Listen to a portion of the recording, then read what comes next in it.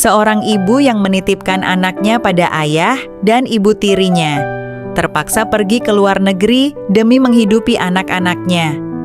Firasatnya tak pernah tenang, ia merasa anaknya pasti diperlakukan tidak baik. Firasat seorang ibu memang tak pernah salah. Baik teman-teman, sebelum lanjut seperti biasa, jangan lupa subscribe dan follow dulu ya, biar nggak ketinggalan info dari kami. Kalau sudah, mari kita lanjutkan.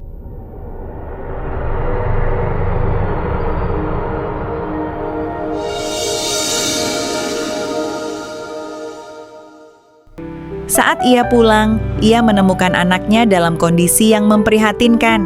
Disiksa, kurus, lusuh, perutnya buncit seperti busung lapar, dan kekurangan gizi parah.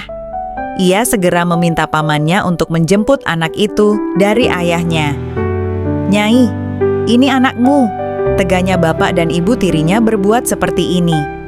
"Kalau tidak aku ambil, entah apakah dia masih hidup atau tidak.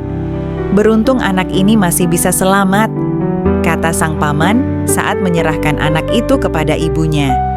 Ibu itu menangis histeris. "Astagfirullahalazim Dede," ia memeluk anaknya yang baru berusia 2 tahun. "Maafkan ibuna, ibu meninggalkanmu sampai keadaanmu seperti ini. Ibu harus bekerja demi kamu, tapi ibu tidak tahu ayahmu tidak bertanggung jawab. Sungguh, ibu tidak rela anakku diperlakukan seperti itu," teganya bapak Mumang. "Apa dia tidak tahu?"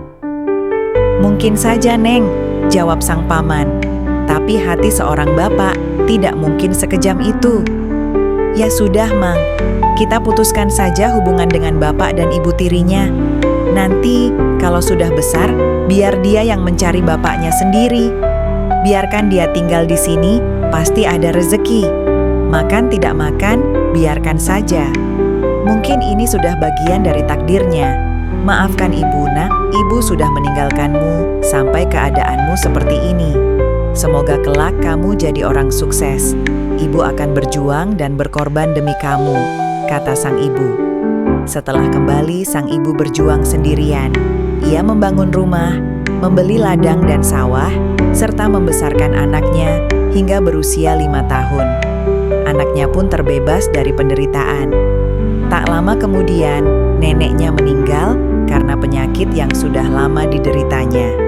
Sang ibu kemudian tinggal bersama kakak dari neneknya, yang berprofesi sebagai guru dan penilik sekolah. Di usia 5 tahun, sang anak disekolahkan di sekolah dasar tempat neneknya menjadi kepala sekolah. Namun, anak malang itu mengalami kesulitan belajar. Ia sangat buta huruf dan daya tangkapnya lambat, mungkin karena trauma dan kekurangan gizi saat kecil. Saat kenaikan kelas, ia tidak naik kelas. Teman-temannya naik, sementara ia masih duduk di bangku kelas 1. Anak itu pun mulai menjadi sasaran perundungan.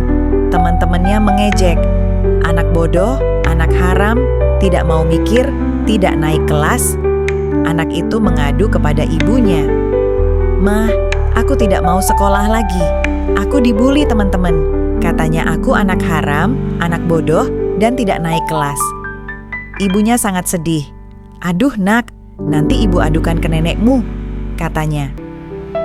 Sang ibu pun menemui neneknya. "Nek, bagaimana ini? Cucu nenek tidak mau sekolah karena dibully. Nenek kan kepala sekolah di sini, tapi kenapa cucu nenek tidak dinaikkan?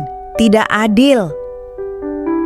Neneknya menjawab, "Bukan begitu. Justru nenek harus adil kepada semua orang. Kenaikan kelas tidak bisa berdasarkan belas kasihan, tapi harus berdasarkan kemampuan. Masa anak bodoh dinaikkan? Itu tidak adil." Penderitaan anak itu belum berakhir. Ia memiliki seorang kakak yang berbeda ayah, namun satu ibu. Sang kakak sangat kasar dan kejam. "Kamu itu sudah bodoh, lemot, tidak mau mikir.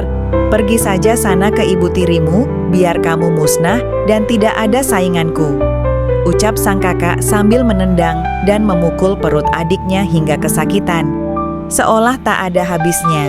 Setelah dianiaya ibu tiri, kini anak ini harus menghadapi perundungan dari teman sekolah dan kekerasan dari kakaknya sendiri.